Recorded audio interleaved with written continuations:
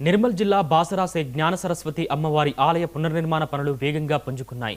ప్రభుత్వం మంజూరు చేసిన 354 కోట్ల రూపాయలతో చేపట్టనున్న అభివృద్ధి పనులకు అధికారులు సన్నాహాలు చేస్తున్నారు.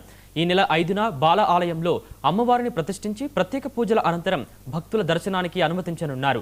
ఆలయ ప్రధాన గర్భాలయం, అక్షరాభ్యాస మండపాలు, క్యూలైన్లు, ఇతర మౌలిక సదుపాయాల నిర్మాణాన్ని దశలవారీగా చేపట్టనున్నట్లు అధికారులు తెలిపారు.